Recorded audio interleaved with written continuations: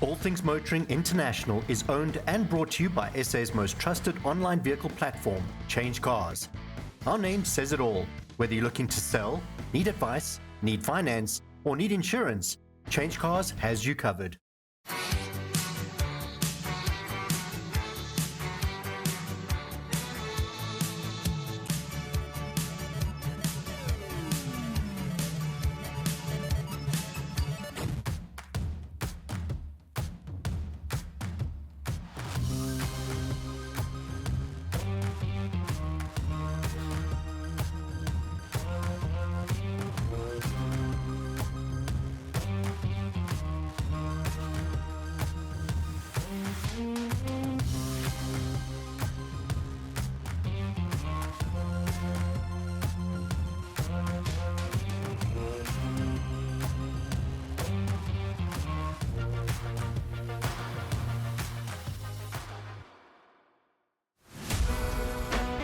In this week's episode of All Things Motoring, Mike attends the Great Train Race, and Ernest goes racing too, but this time asks the important question to his fellow car racers: how does one go racing?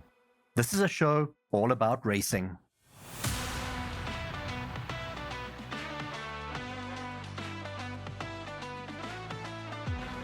...2024, the pace is fast, everything is about the now.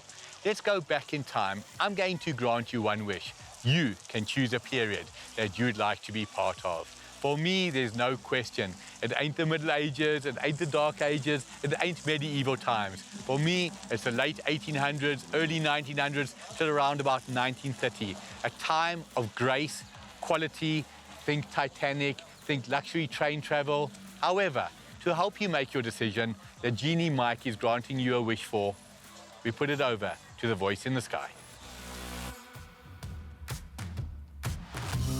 In South Africa, railways in the early days did little more than connect the main centres. The coming of the train to Johannesburg in 1893 partially satisfied the need to bring people and goods to the Witwatersrand.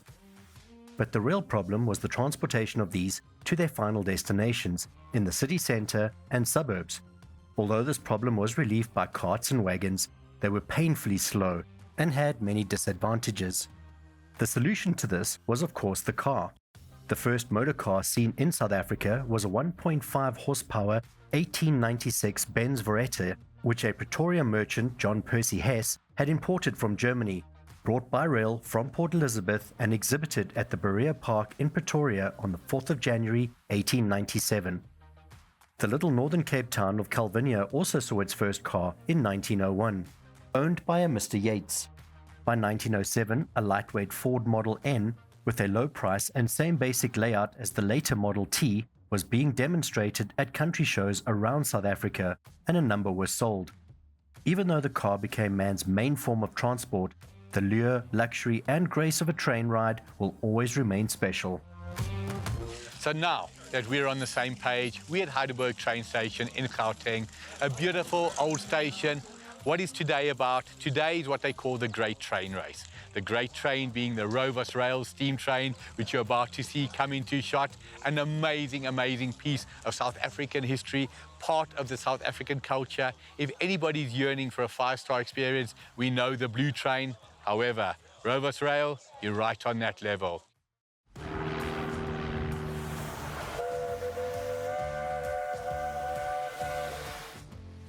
Standing here on this platform, it is incredible. The heat behind me, you can actually feel it all over your body. It is just absolute nostalgia. You stand next to a modern car. We always say electrics are soulless. A modern car, you don't get this heat coming off the engine, but with a train, absolutely magnificent. To those who have the opportunity to ever go on a train, be it a steam train, be it an electric train, towns like Mossel Bay, they've got a beautiful train trip on the Garden Route. Take advantage. It is a magnificent experience.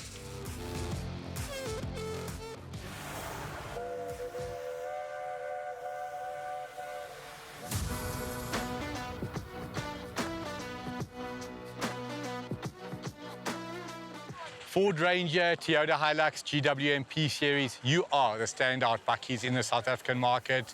Mercedes, luxury brand, you try to make a bucky, you failed dismally and deservedly so. Then VW, you doing it right with the Amarok. Where did it all start? Next to me, an Audi. Some will say it's a DKW, an Auto Union. Audi is my story and I'm sticking to it. The big boys, what were you doing in the 1930s and 40s while Audi was making an incredible bucky?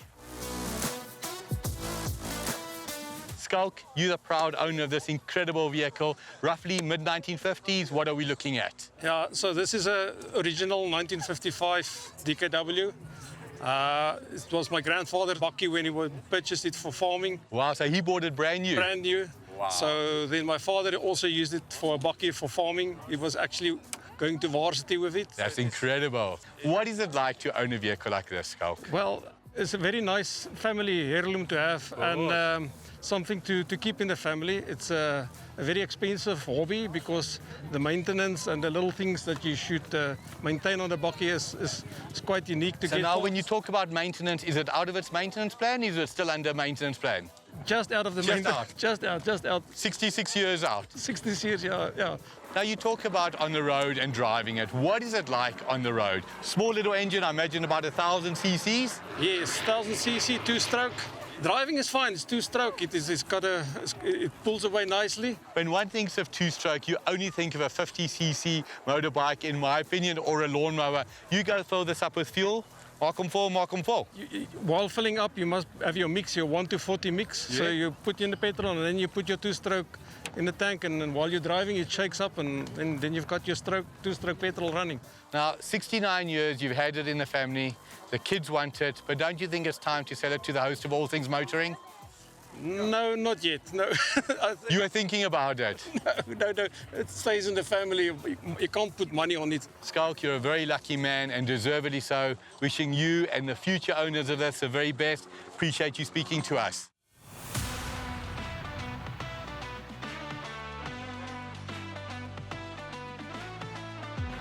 When one thinks of classic cars from the 60s, 70s and 80s, there's no question. Alfa Romeo, BMW, Mercedes, Ferrari, those are brands that come to mind.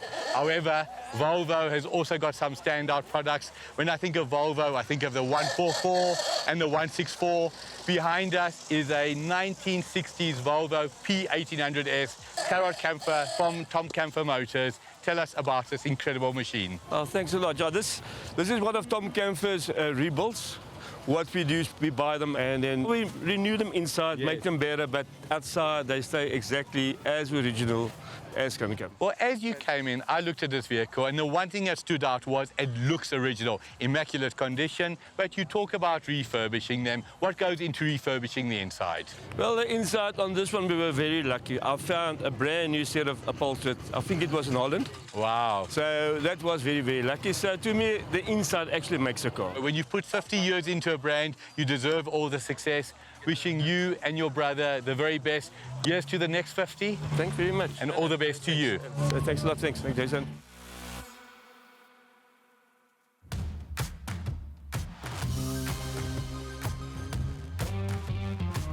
VW Beetle, you see the sticker, it says Car of the Century. No doubt it is a claim made by VW, but I bet you if you ask Alfa Romeo, BMW, Mercedes, Ford, Toyota, any manufacturer you like, would they agree? They will do the right thing and say they do agree. VW Beetle, hats off to you. What a car.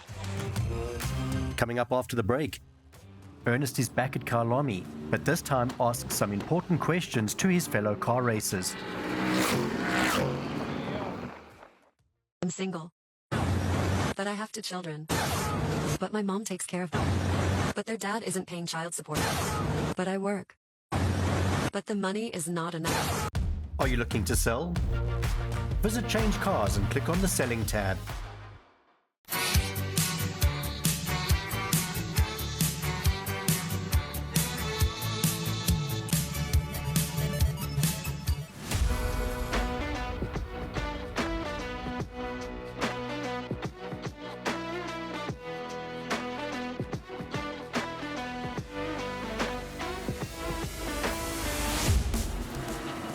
In a recent episode, Mike was offered the opportunity to potentially rent a Lotus.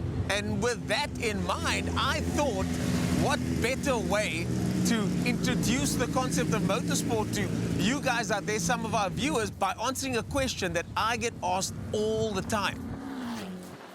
How do you get into motorsport? So here are my top 5 tips with the help of some friends as to how to get into motorsport and what you can expect.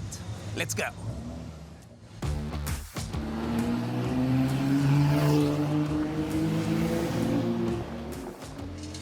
So for my sins, I'm racing 2 cars this weekend, and one of them is this. It's called a Formula Supercar with an Opel engine in. And depending on your budget, that's what you should drive. So if you can afford to drive a GT2 RS, then of course, go for it. But if your budget only allows for a city golf, that's what you're probably going to have to race. I can technically only afford to race one of these cars, but that's the other thing. The budget always gets blown. So be very aware to stick to your budget as much as possible and hopefully, potentially, get some sponsors on board.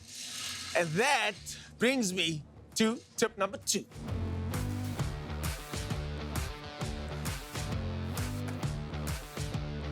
So when it comes to racing, you need sponsors. And who better to talk to about relationships and motorsport than Tristan from RDSA. But for now, I've been roped into stickers. We'll talk shortly.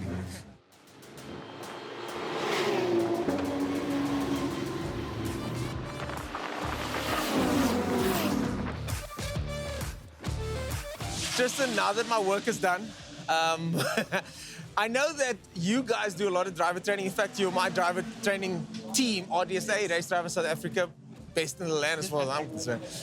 But one of the big takeaways about sponsorship is that Coca-Cola is not going to come knocking on your door because you did 2 laps at a track day to give you money to race. Yeah.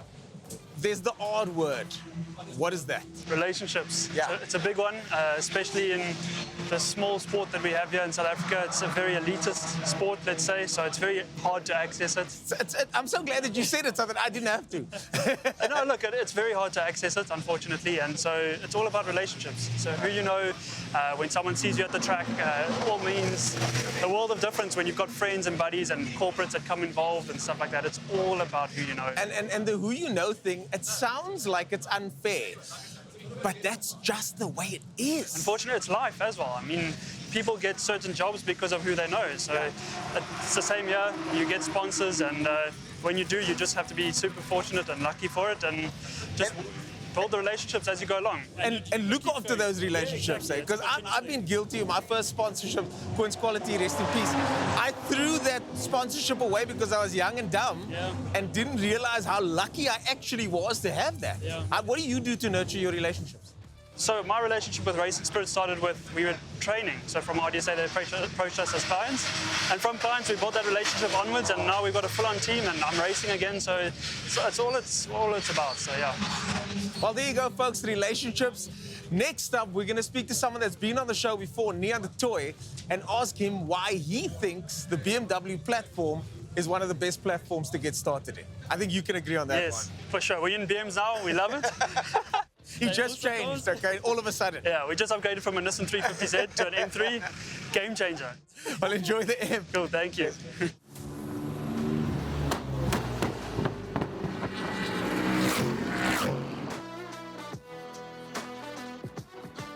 Neon, so you just built the motor in my E36, and we've been telling anybody that will listen, if you want to start racing, that's probably the best platform. We spoke about budget, I spoke about relationships, but why do you like the E36? Your top flight race car is even that, where budget is pretty much out of the window. Why the E36? Yeah, so the E36 is very light. That's always a good place to start. If you look at a Golf, I always joke Golf was the previous E36. Yes. Because it's very lightweight. The engine is a hardy engine. Anybody can sort of rebuild the engine and play around with it. Parts are locally available, and ultimately the car still is, in modern terms, relatively light.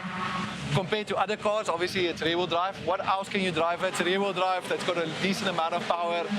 You know, and yeah, a lot of people are going to shout, you know, Nissan 350Z or something like that. Nissan 350Z is very heavy, and even a Nissan Skyline or, you know, is a heavy car. If you're not going to drive an E36, what would be your second E46. Well, there you go.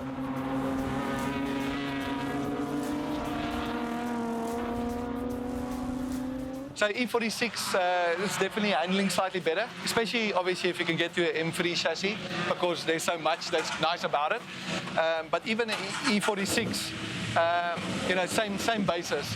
I spoke to Freddie Pretorius at the National or the BMW race we had down here, and he said, the reality is E92 or F50 is too heavy. There's nothing you can do. You're going to basically make it a space frame.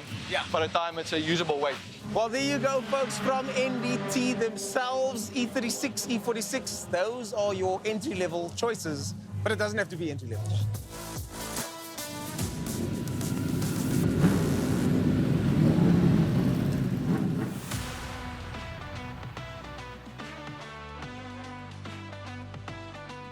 The team that works on my car consists of Team Fury, and one of those team members is Jay from Team Fury. Now, Jay, you guys are supposed to be at the workshop on a Friday working on cars, but you're here messing with race cars. Yeah. Racing takes a lot of time, doesn't it? Oh, it takes a lot of time. It takes a lot of energy. There's lots of hours put into this car, and it does keep us away from the workshop a lot, yeah. When it comes to time, a gearbox change on a Opel Corsa takes a lot longer than a race car. Plus, in the race car, you might have to do it 3 or 4 times. Yes. We might also have problems when doing it to a race car. Race cars come with way more issues. It's more finicky, but yeah, that's why we do it. Well, there you go, folks. It takes a lot of time. It takes a lot of effort. You might have to take that gearbox out multiple times. You might have to... I actually know someone that took the engine out 3 or 4 times in this week.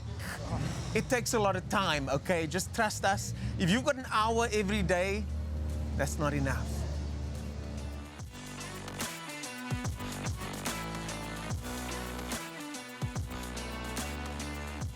I'm standing here with Rob, one of the newest members here at Formula Supercar.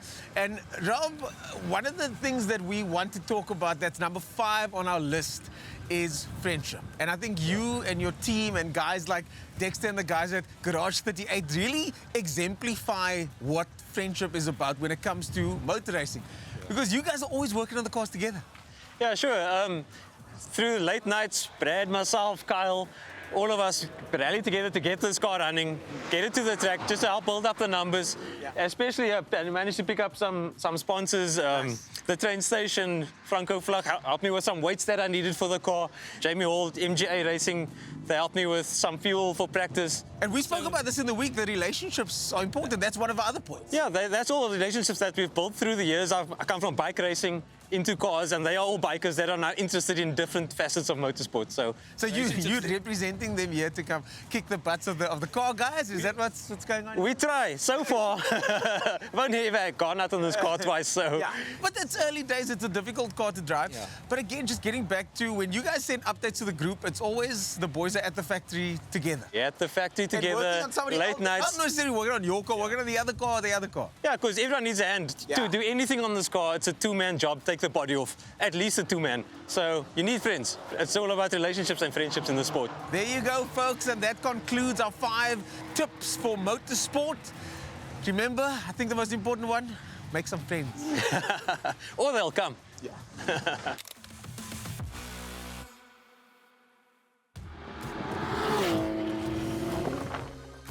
Coming up after the break, Mike talks to some more car and bike enthusiasts at the Great Train Race. Did you know? Throughout its history, BMW cars and motorcycles have been successful in a range of motorsport activities. Apart from the factory efforts, many private teams enter BMW road cars in touring car racing. BMW also entered cars and provided engines in Formula 1, Formula 2, and sports car racing. BMW is currently active in IMSA, the Isle of Man TT, the Northwest 200, the World Superbike Championship, and German Touring Car Championship. An outstanding role has been played by the 1,500cc BMW M10 engine block. The 4-cylinder started with a modest 56 kilowatts in 1961, became successful in touring cars, developing over 224 kilowatts in 1970s Formula 2, and at the age of a quarter century, produced almost 20-fold its original power in the 1986 turbocharged BMW M12 and M13, producing an outstanding 1,044 kilowatts. Other impressive displays of engineering involved the production of the BMW S08E13 engine implemented in the McLaren F1 which set the world records for the world's fastest production car on March 31st, 1998. Looking for finance and insurance? Visit Change Cars and click on the Financial Products tab.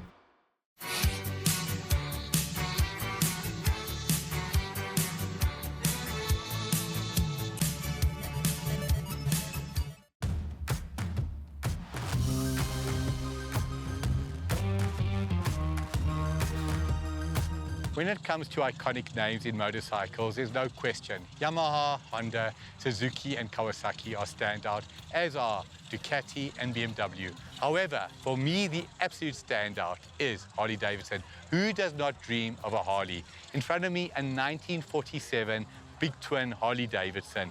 This vessel is 77 years old. However, there's one thing that definitely needed a revolution, and that was this seat.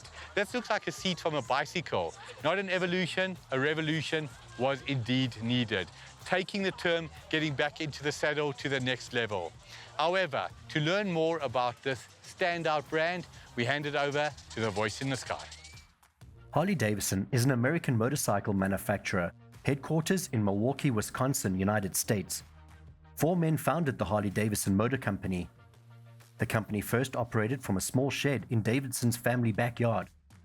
Harley, Davidson, and Davidson's 2 brothers by the same last name created the world-class famous company. Founded in 1903, it was one of 2 major American motorcycle manufacturers to survive the Great Depression, along with its historical rival, Indian Motorcycles. The company has survived numerous ownership arrangements, subsidiary arrangements, periods of poor economic health and product quality, and intense global competition to become one of the world's largest motorcycle manufacturers and an icon brand widely known for its loyal following. Harley-Davidson was and will forever be associated with the V-twin engine. The first 45-degree V-twin appeared in 1909 and has remained the only configuration of engine Harley-Davidson has used for its motorcycles ever since.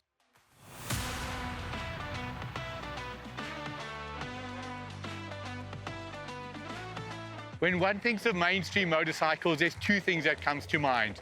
2 wheels and either a Japanese, a German or an Italian brand. Jackie, you do it very different. You got a sidecar and you got a brand here that I don't think too many people will have heard of, and it comes from Russia. Correct. Tell us about this beautiful machine. So our 3-wheeled sidecars make people happy. This is a 2012 version of a Ural. They were produced in Russia on the R1 BMW, and the tooling has been used exactly the same ever since. All we've got now is a disc brake and an electric start, but shaft driven, and you can fix it with a piece of blow dart in the middle of nowhere. Incredible. Now the dynamics of driving a bike that has got a sidecar. Obviously as a passenger, it's wind in the hair and beautiful. What is it like as a driver? It's completely different. You can't ride it like a motorcycle, you don't ride it like a quad, you ride it like a sidecar. Yeah. Your very elegant person in the sidecar today is called a monkey, because when you are, especially in a left-hand corner, you need someone to keep the sidecar down. Yes. So you are turning round your stationary wheel, which does confuse motorcyclists. No leaning. So the sidecar passenger, or monkey as you refer to it, is playing an integral part of the journey. Absolutely. Off-road. Very much so. Now, Jackie, you've spoken about the importance of the passenger, or as you refer to it, the monkey, and the important role they play. Your monkey today is a beautiful young lady who happens to be your daughter. Jenna, yeah. Tell us what it's like to be the monkey. It is interesting. You have to trust your driver because you have no control.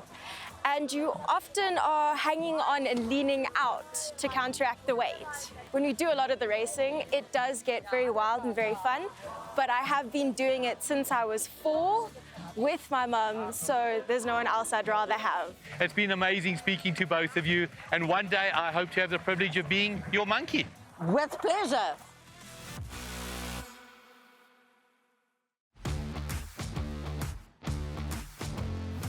The 1950s, when you think of the 1950s, what comes to mind? For me, good times and good vehicles. Early 1950s, VW introduced the VW Combi, which started it all, but there was a special VW Combi and it had split windows. They called it a splitty. Tell us about this beauty. I like to call it Noah. Noah is built out of 3 split Combi old splitties. Truly a special arc, you're saying? Yeah. This is a 1958. Right. Started in the front. Brasilia, bay window, all together, joined.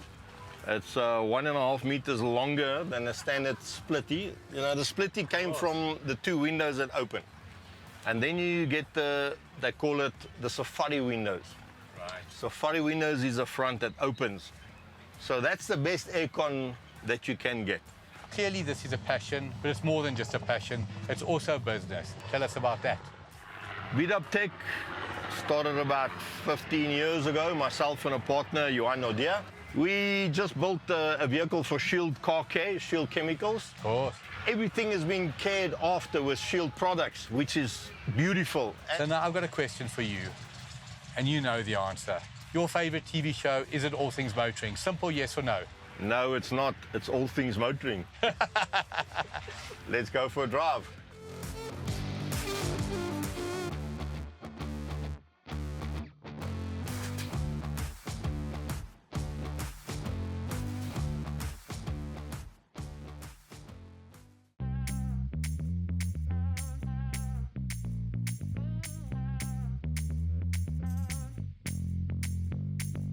The end of another special day, and why do I say special? The weather played ball, but that is standard on All Things Motoring. What always stands out for me is the sheer amount of new cars. And as I mentioned, the incredible amount of visitors. They know you come to the show year in, year out, and you're going to see the same, but different. Did we enjoy it? You know we did.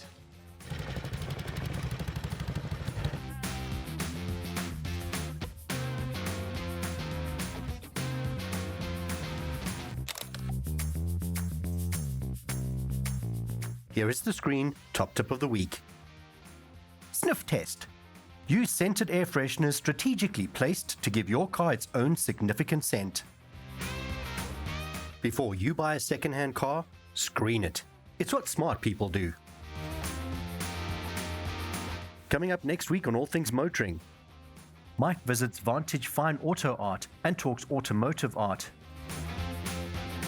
And Ernest attends M-Fest. This is a show where art meets speed.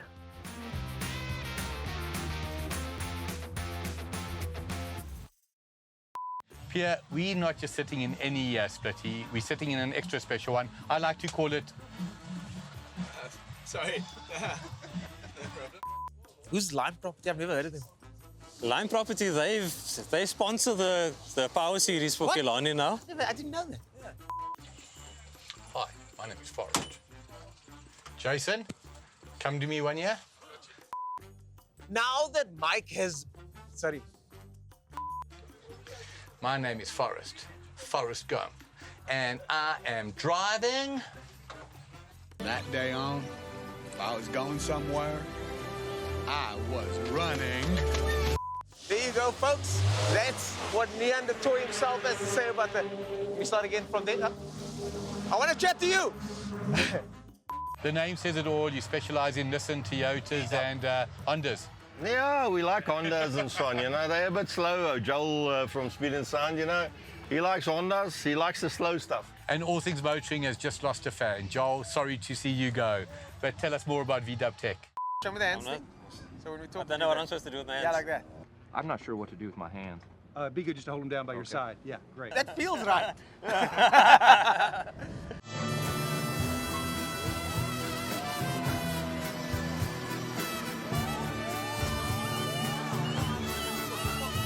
Do you need any motoring advice? From where or what to buy? And where to sell? Visit the All Things Motoring International website and click the Advice tab to ask Mikey.